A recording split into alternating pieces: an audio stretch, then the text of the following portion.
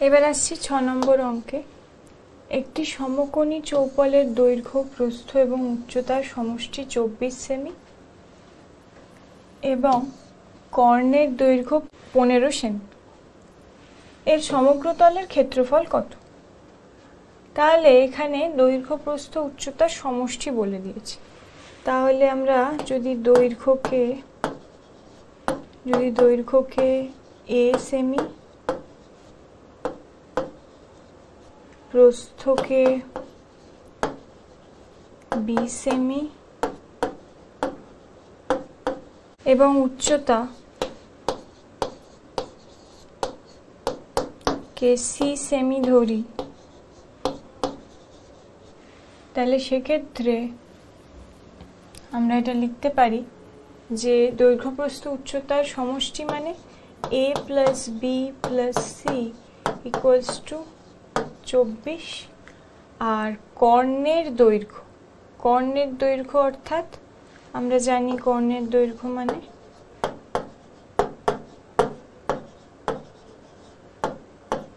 Root of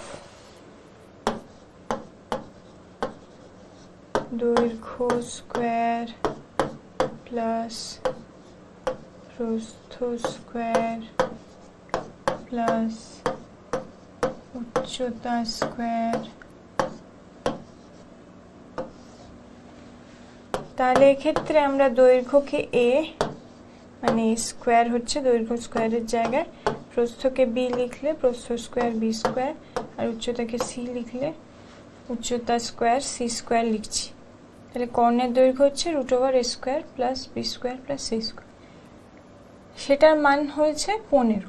তাহলে কর্ণের দৈর্ঘ্যের জায়গায় আমরা 15 লিখছি।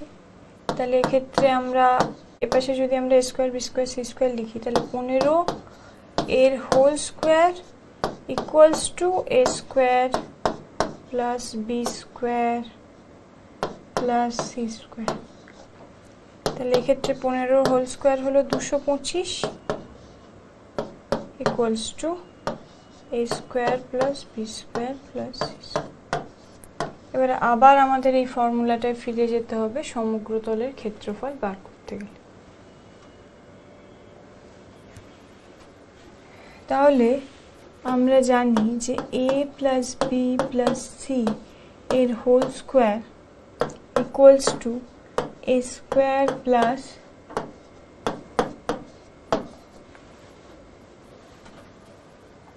b square plus c square plus 2 into ab plus bc plus ca, এটা আমরা জানি। তাহলে এক্ষেত্রে আমরা a plus b plus c এর ভ্যালুটা জানি, আর এই a square plus b square plus c স্কোয়ারের ভ্যালুটা জানি। তাহলে a plus b plus c এর জায়গায় ভ্যালুটা বসিয়ে দিই। এখানে কত পেয়েছি? 24। তাহলে এটার জায়গায় আমরা 24 এর whole square equals to a square plus b square plus c square এর মান কত পেয়েছিলাম? 225। এর মান হলো 225। সেটা থেকে আমরা পাবো 2 into ab plus bc plus c। এই 2 into ab plus bc plus c এটা কি? 2 ইন্টু দৈর্ঘ্য ইন্টু প্রস্থ প্লাস প্রস্থ ইন্টু উচ্চতা প্লাস উচ্চতা ইন্টু দৈর্ঘ্য। তার মানে এটাই আমাদের সমগ্র তলের ক্ষেত্রফল।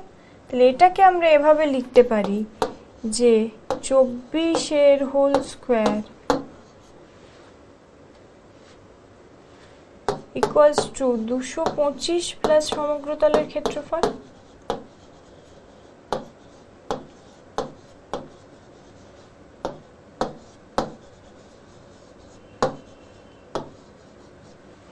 তাহলে আমরা এটা লিখতে পারি, যদি সমগ্র তলের ক্ষেত্রফলটা আমরা বাঁদিকে নিয়ে আসি, তাহলে মাইনাস সমগ্র তলের ক্ষেত্রফল হলে ক্ষেত্রফল ইকুয়ালস টু কি হচ্ছে? 225 মাইনাস 24 স্কোয়ার। তাহলে 24 স্কোয়ার হলে এখানে হচ্ছে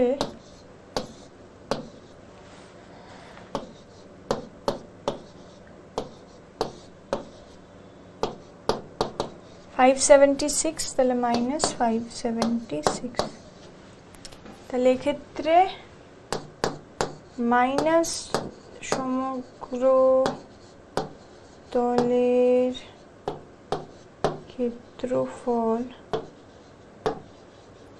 ইকুয়ালস টু এই 576 থেকে আমরা 225কে মাইনাস দিচ্ছি, তাহলে কি হচ্ছে 1 5 3, তাহলে মাইনাস 351 হচ্ছে, যেহেতু 576 সাইন আছে মাইনাস, তাহলে এই মাইনাস মাইনাস কেটে গেল, তাহলে সমগ্র তলের ক্ষেত্রফল কত হলো 351 বর্গ সেমি। তাহলে এখানে আমরা লিখতে পারি যে সমগ্র তলের ক্ষেত্রফল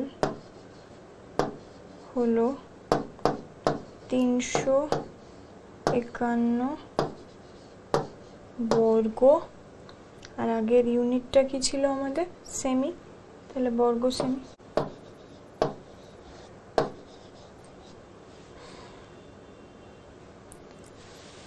এবার আসছি 7 নম্বর অঙ্ক। এক সমকোণী চৌপলের দৈর্ঘ্য প্রস্থের 3 গুণ উচ্চতার 5 গুণ, এর আয়তন 14,400 ঘন সেমি হলে সমগ্র তলের ক্ষেত্রফল নির্ণয় করো। তাহলে প্রথমেই এখানে দৈর্ঘ্য প্রস্থের 3 গুণ এবং উচ্চতার 5 গুণ, তাহলে আমরা এখানে ধরে নিচ্ছি, ধরি দৈর্ঘ্য ইকুয়ালস টু এক্স সেমি, যেহেতু এখানে সেমিতে দেওয়া আছে,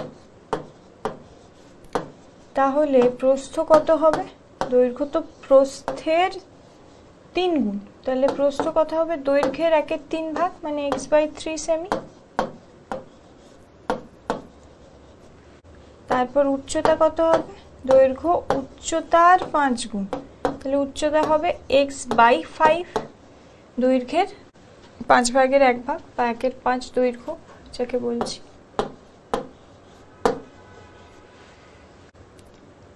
তাহলে এক্ষেত্রে সমগ্র তলের ক্ষেত্রফল আমাদের নির্ণয় করতে হবে, তার আগে হলো আমাদের আয়তনের ভ্যালুটা দিয়ে দিয়েছে।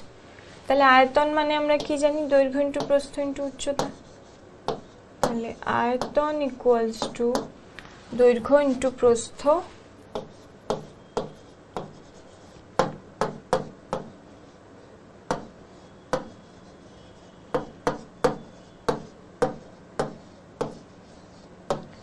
ইন্টু উচ্চতা।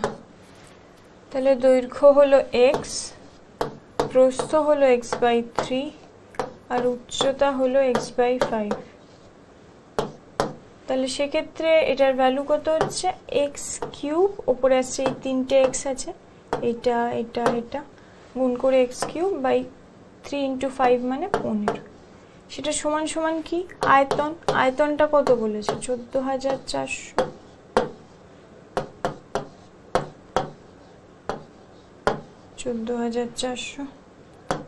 তাহলে x³ এর যে ভ্যালু হচ্ছে সেটা হচ্ছে 15 × 14,400। তাহলে এখানে 15কে আমরা ভাঙতে পারি 3 × 5, আর এখানে 144 × 100 লিখতে পারি।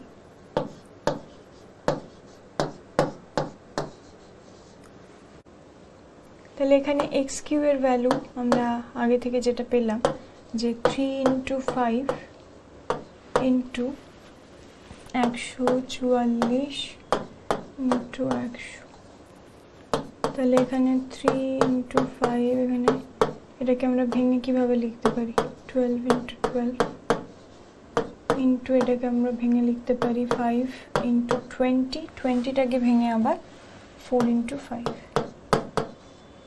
তাহলে এখানে আমরা দেখছি 1 2 3 5 আছে, তাহলে 5টাকে একসাথে লিখছি, 3 5 ইন্টু আবার ব্যাক করছি 3, তারপর এই 12টাকে আবার লিখছি আমরা 3 × 4 ইন্টু আবার 12টাকে লিখছি 3 × 4, তারপর আসছি আবার 4-এ। তাহলে কি হলো এখানে 1 2 3 তিনটে 5, তারপর 1 2 3 তিনটে 3, তারপর তিনটে 4 আছে, যে 1 2 3।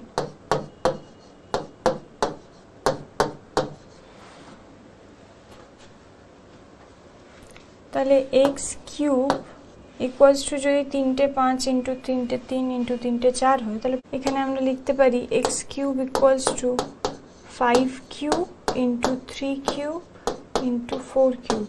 তাহলে x equals to 5 into 3 into 4, মানে প্রত্যেকটা থেকে একটা একটা করে নিচ্ছি। তাহলে সেক্ষেত্রে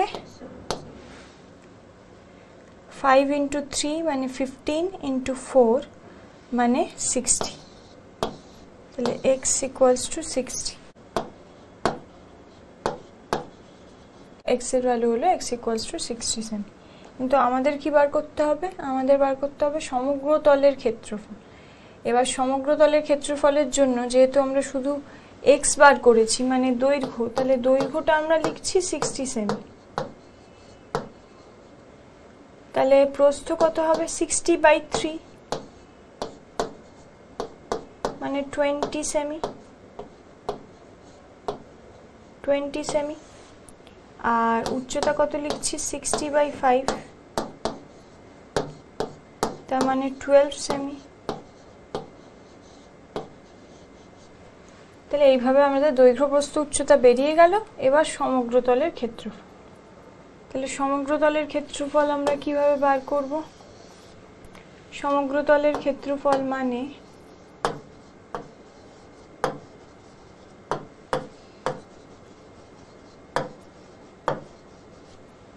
সমগ্রতলের ক্ষেত্রফল মানে 2 ইন্টু দৈর্ঘ্য ইন্টু প্রস্থ। দৈর্ঘ্য কত? 60 ইন্টু প্রস্থ, প্রস্থ কত? 60/3 মানে 20, প্লাস প্রস্থ ইন্টু উচ্চতা, প্রস্থ কত? 20, উচ্চতা কত? 12, প্লাস উচ্চতা ইন্টু দৈর্ঘ্য, উচ্চতা 12, দৈর্ঘ্য 60। এক্ষেত্রে এর ভ্যালু কত পাবো আমরা? 2 ইন্টু 60 ইন্টু 20 মানে 6 দুগুণে 12, তাহলে এদিকে 1200 প্লাস 12 দুগুণে 24, তাহলে 240 প্লাস 6 12 72 মানে 720। তাহলে এক্ষেত্রে 2 ইন্টু 1200 প্লাস 240 প্লাস 720, তাহলে 1200 প্লাস 960, তাহলে এক্ষেত্রে হচ্ছে 0 6 1 আর এদিকে 2, 2160 ইন্টু 2, তাহলে এক্ষেত্রে হচ্ছে 0 3 4320 বর্গ সেমি। এটা হলো তার সমগ্র তলের ক্ষেত্রফল।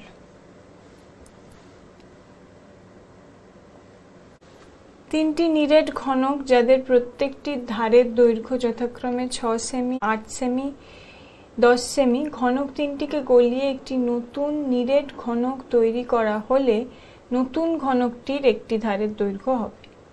তার মানে এই যে তিনটেকে গলাচ্ছে, তার মানে তিনটের আয়তনের সমান হলো আমাদের নতুন ঘনকটির আয়তন। তাহলে আমরা ধরি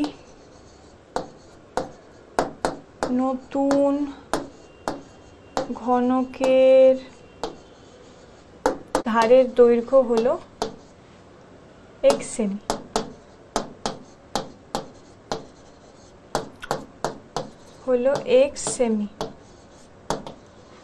তাহলে এই যে আমরা দেখছি এখানে সেমিতে আছে, তাহলে নতুন ঘনকের ধারের দৈর্ঘ্য হলো x সেমি। তাহলে এখানে আমরা কি লিখতে পারি? প্রথম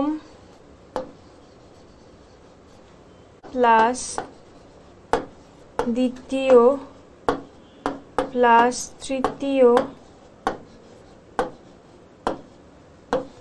ঘনকের আয়তন সমান নতুন ঘনকের আয়তন, তিনটেকে গলিয়ে পেয়েছে।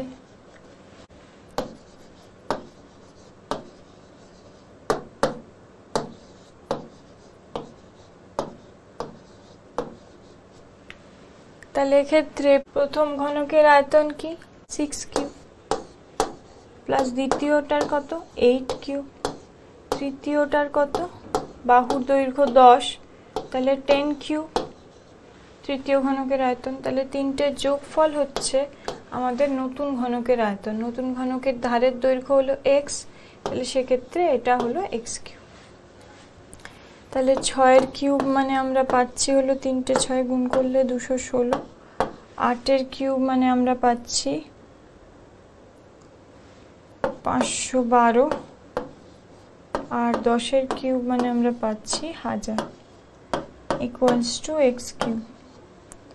তাহলে এর থেকে এগুলোকে যোগ করছি, যোগ করে আমরা পাচ্ছি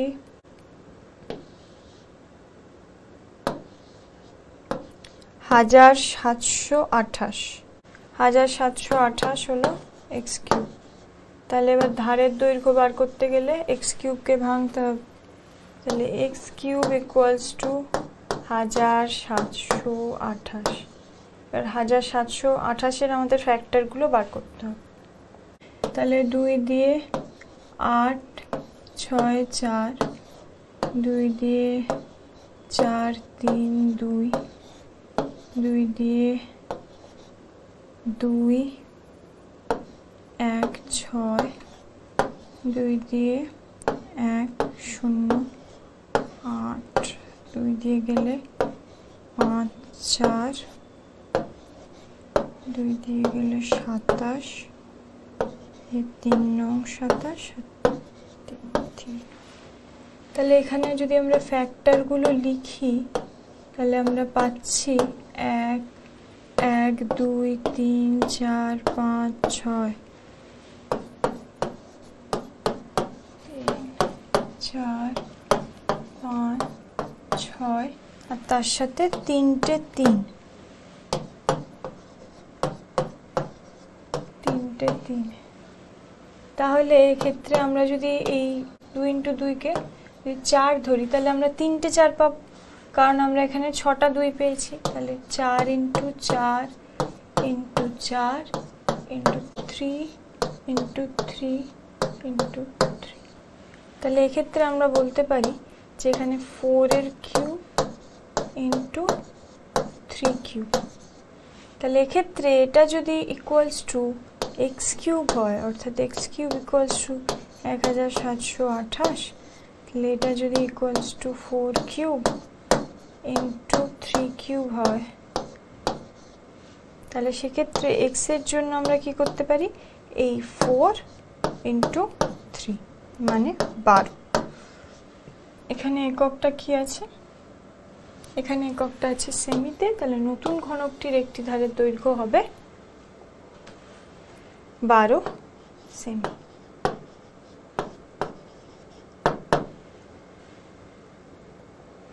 এবার আমরা আসছি 9 নম্বর অঙ্কে। একটি ট্যাঙ্কের দৈর্ঘ্য 21 ডেসিমি, প্রস্থ 11 ডেসিমি এবং উচ্চতা 6 ডেসিমি। ট্যাঙ্কটি অর্ধেক জলপূর্ণ আছে। যদি 21 সেমি ব্যাসের 100টি লোহার বল ট্যাঙ্কের মধ্যে পূর্ণ নিমজ্জিত করা যায়, তাহলে ট্যাঙ্কের জলতল কত ডেসিমি উঠবে? তাহলে এখানে আমাদের উত্তরটা ডেসিমিটারে চেয়েছে। তাহলে প্রথমে এখানে শুরু করা যাক। একটি ট্যাঙ্কের দৈর্ঘ্য বলে দিয়েছে 21 ডেসিমি, প্রস্থ 11 ডেসিমি এবং উচ্চতা 6 ডেসিমি। কিন্তু এক্ষেত্রে মনে রাখা দরকার যে বলেছে ট্যাঙ্কটি অর্ধেক জলপূর্ণ আছে, কিন্তু অর্ধেক জলপূর্ণটা কিন্তু এখানে আমাদের কাজে লাগছে না, কারণ এখানে আমাদের জানতে চেয়েছি যে 21 সেমি ব্যাসের 100টি লোহার বল ট্যাঙ্কের মধ্যে পূর্ণ নিমজ্জিত করা যায়, তাহলে ট্যাঙ্কের জলতল কত ডেসিমি উঠবে। তাহলে আমাদের শুধু বার করতে হবে যে এই 100টি লোহার বল সেখানে যদি ডোবানো যায় তাহলে কতটা জলতল উঠবে। আগের জলতলের উচ্চতা কত ছিল সেটা কিন্তু আমাদের ভাবার প্রয়োজন নেই। তাহলে সেক্ষেত্রে আমাদের যেহেতু প্রথমে লিখছি যে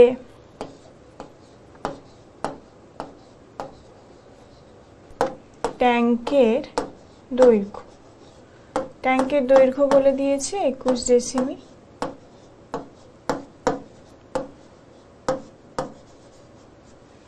ডেসিমিটার। ট্যাঙ্কের প্রস্থ বলে দিয়েছে 11 ডেসিমিটার। তাহলে প্রথমে আমাদের ট্যাঙ্কটির যে ভূমির ক্ষেত্রফল বার করতে হবে। তাহলে ট্যাঙ্কের ভূমির ক্ষেত্রফল হবে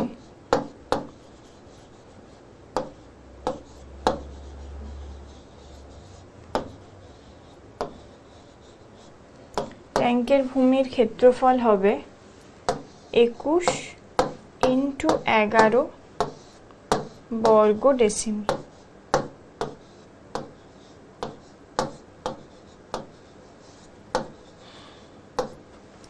তাহলে এখানে 21 × 11 মানে আমরা লিখতে পারি 231 বর্গ ডেসিমি। এবার বলছে 21 সেমি ব্যাসের 100টি লোহার বল ট্যাঙ্কের মধ্যে পূর্ণ নিমজ্জিত করা যায়। তাহলে এখানে 21 সেমি ব্যাসের 100টি বল, তাহলে লোহার বলটি গোলাকার, তাহলে গোলাকার বলের বা লোহার বলের আমরা বলতে পারি গোলাকার বলের, এক্ষেত্রে ব্যাস হচ্ছে 21 সেমি, ব্যাস হচ্ছে 21 সেমি। তাহলে এক্ষেত্রে যদি ব্যাস হয় 21 সেমি, তাহলে ব্যাসার্ধ আমরা কি নিতে পারি? তাহলে ব্যাসার্ধ আমরা লিখতে পারি 21/2 সেমি। এবার এই গোলাকার লোহার বলের এক্ষেত্রে আমরা আয়তন লিখতে পারি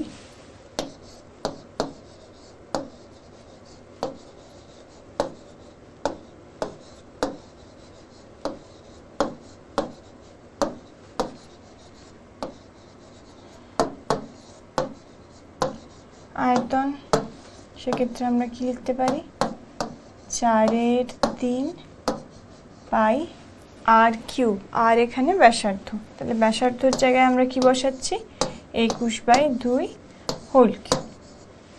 তাহলে এখানে আমরা লিখতে পাচ্ছি 4/3 × পাই × 21 × 21 বাই এখানে 3টে 2 2 × 2 × 2। এবার আমরা যেহেতু আমরা কোশ্চেনে দেখলাম 21টা এরকম বল লোহার বল ওখানে ডুবানো হয়েছে, তাহলে সেক্ষেত্রে এখানে 100টি এরকম লোহার বল পূর্ণ নিমজ্জিত করা হয়েছে। তাহলে সেখানে এই 100টি গোলাকার লোহার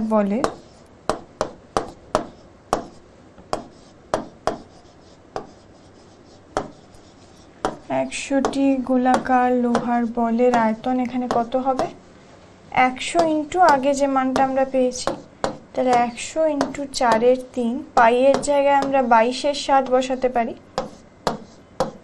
আর তারপর এই 21 × 21 বা এখানে 2 × 2 × 2 মানে 8 হচ্ছে। তাহলে এখান থেকে আমরা বলতে পারি এত যেটা আয়তন পাচ্ছি সেটা কিসে পাচ্ছি ঘন সেমিতে পাচ্ছি। তাহলে এক্ষেত্রে আমরা মান পাচ্ছি 3 এখানে 7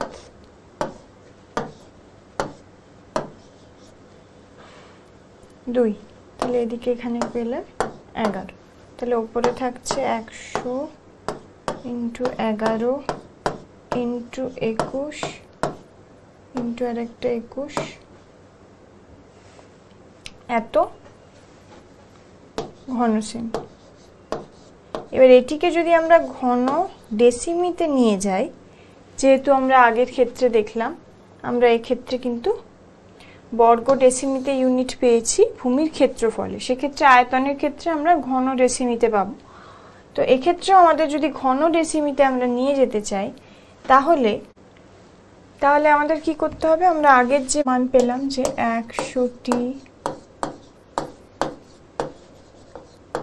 100টি লোহার বলের 100টি লোহার বলের আয়তন ইকুয়ালস টু, আমরা আগে কি পেলাম 100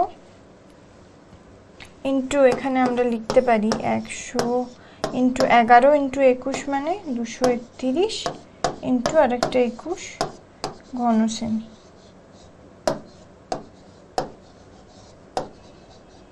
এবার আমরা এটাকে ঘন ডেসিমিতে কনভার্ট করব। যেহেতু সেমি ডেসিমির চেয়ে ছোট, সেক্ষেত্রে আমরা যদি ডেসিমিতে নিয়ে যেতে চাই তাহলে আমাদের 10 দিয়ে ভাগ করতে হবে। তাহলে এক্ষেত্রে 100 ইন্টু 231 ইন্টু 21, এখানে কি ছিল ঘন সেমি। এক্ষেত্রে কি করতে হবে, যেহেতু প্রতিটি সেমিকে যদি আমরা ডেসিমিতে নিই আমাদের 10 দিয়ে ভাগ করতে হবে, আর এক্ষেত্রে ঘন সেমি মানে এখানে সেমি কিউব আছে, তাহলে সেটিকে যদি আমরা ডেসিমিতে নিয়ে যেতে চাই তাহলে কিন্তু আমাদের 1000 দিয়ে ভাগ করতে হবে, মানে 10 ইন্টু 10 ইন্টু 10, 3 বার 10 দিয়ে ভাগ করলাম। তাহলে ওপরে থাকলো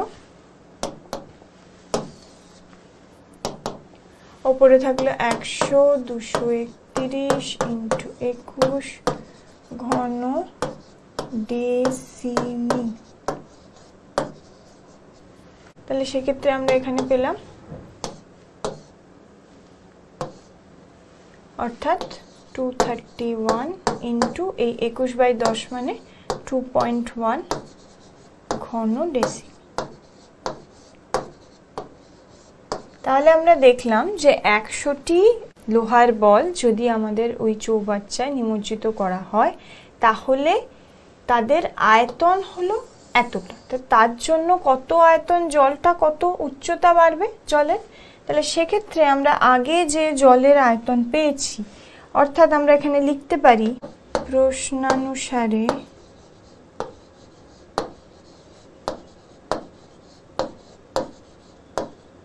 এই 100টি লোহার বলের আয়তন অর্থাৎ 231 ইন্টু 2.1 ঘন ডেসিমি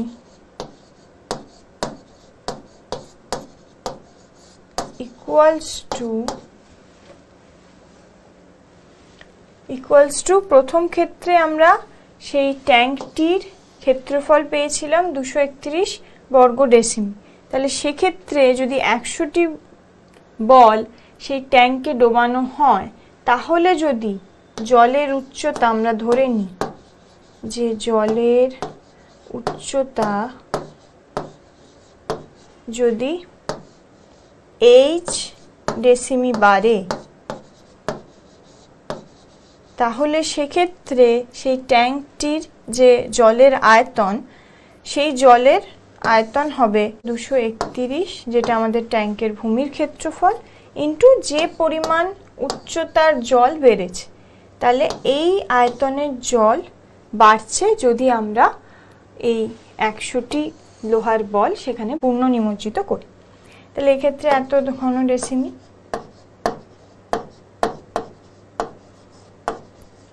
তাহলে এক্ষেত্রে আমরা যদি এই দুটো ভ্যালুকে সমান করি তাহলে আমরা পাচ্ছি 231 ইন্টু h, মানে h এর মান আমরা পাচ্ছি 2.1 ইকুয়ালস টু h, মানে আমরা লিখতে পারি h ইকুয়ালস টু 2.1 ডেসিমি।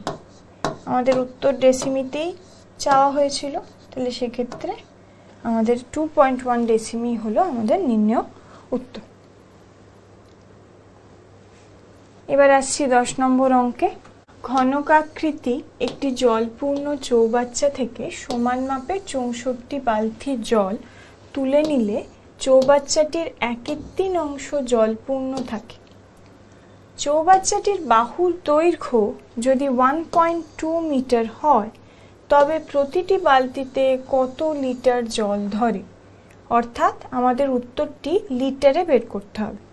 তাহলে প্রথমে যদি আমরা ধরি সমান মাপের 64 বালতির সমান মাপের 64 বালতির প্রতিটিতে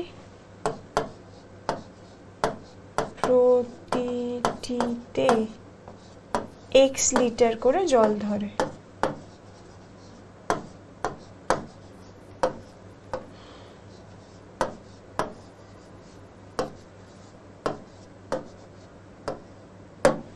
তাহলে সেক্ষেত্রে 64টি বালতিতে মোট জলের পরিমাণ কত হবে? তাহলে 64টি বালতিতে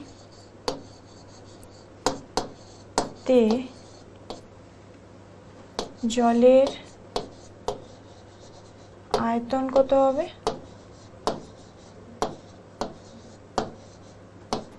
64 ইন্টু x লিটার, একটিতে x লিটার আর 64টিতে 64 x লিটার।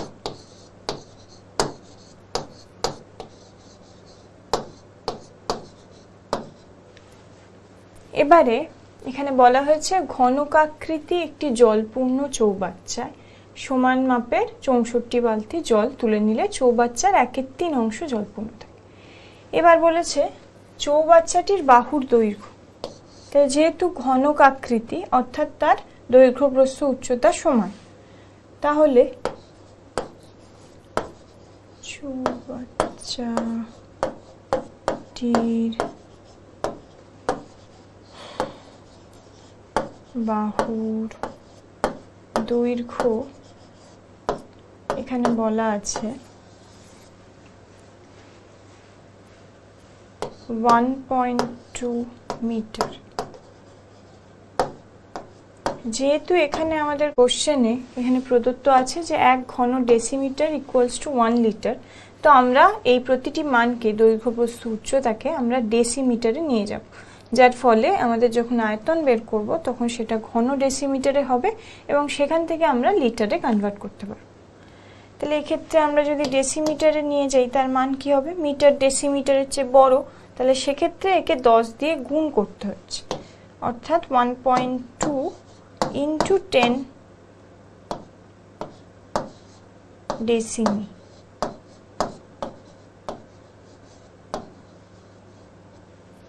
তাহলে সেক্ষেত্রে আমরা পাচ্ছি 12 ডেসিমি। তাহলে 12 ডেসিমি হলো চৌবাচ্চাটির বাহুর দৈর্ঘ্য। এবার প্রস্থ আর উচ্চতাও এক, তাহলে সেক্ষেত্রে চৌবাচ্চাটি সম্পূর্ণ যদি পূর্ণ থাকতো তাহলে চৌবাচ্চাটির সম্পূর্ণ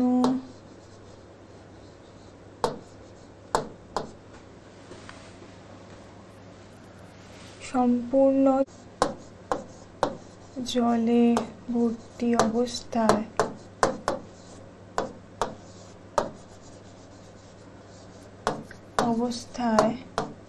আয়তন, তার আয়তন হওয়া উচিত ছিল দৈর্ঘ্য ইন্টু প্রস্থ ইন্টু উচ্চতা। সেক্ষেত্রে আমরা দৈর্ঘ্য যেটা বার করলাম 12 ডেসিমি, আর যেহেতু চৌবাচ্চাটি ঘনকের সম তাই দৈর্ঘ্য প্রস্থ উচ্চতা সমান হওয়ায় প্রস্থ আর উচ্চতার ক্ষেত্রেও আমরা 12 ডেসিমিটার নিচ্ছি। তাহলে 12 ইন্টু 12 ইন্টু 12 ঘন ডেসিমি।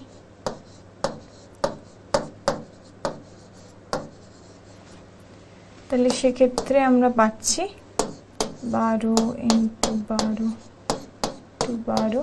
ঘন ডেসিমির সাথে লিটারের সম্পর্ক আমাদের প্রশ্নে দেওয়া আছে যে 1 ঘন ডেসিমি ইকুয়ালস টু 1 লিটার, তো সেক্ষেত্রে এর জায়গায় আমরা লিটার লিখতে পারি। কিন্তু প্রশ্নে এটাও বলা আছে যে 64 বালতি জল তুলে নেওয়ার পর সেখানে কিন্তু 1/3 অংশ জল পড়ে আছে। তাহলে এখন প্রশ্নানুসারে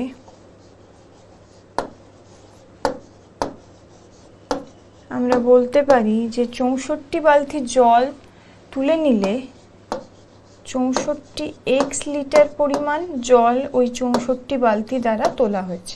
তাহলে সেই জলের পরিমাণ কত সেখান থেকে কত জল তুলে নিয়েছে। যেহেতু বলছে যে যদি আমরা ধরে নিই চৌবাচ্চাতে মোট 1 অংশ জল ছিল, পরে 64 বালতি জল তুলে নিলে সেখানে বেঁচে থাকছে 1/3 অংশ। তাহলে কতটা জল 64 বালতি থেকে তুলে নেওয়া হয়েছে? 1 - 1/3 অর্থাৎ 2/3 অংশ। তাহলে চৌবাচ্চাটির যদি মোট আয়তন হয় এইটা 12 × 12 × 12 লিটার, তাহলে তার 2/3 অংশের আয়তন, 2/3 অংশ জলের আয়তন কত হবে? যে 2/3 × 12 × 12 × 12 লিটার।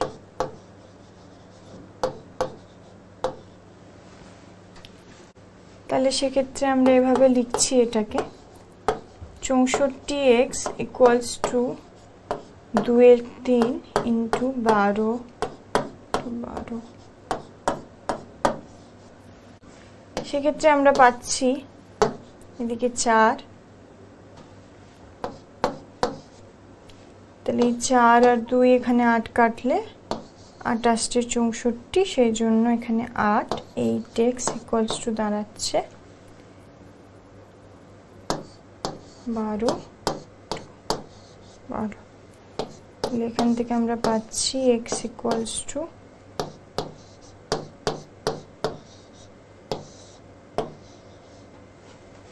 এটা কিসে আমরা বার করছি? যেহেতু উভয় ক্ষেত্রে লিটার, এটা কিন্তু আমরা লিটারে বার করছি, তাহলে x এর মান আমরা লিটারে পাবো। এখানে পাচ্ছি আমরা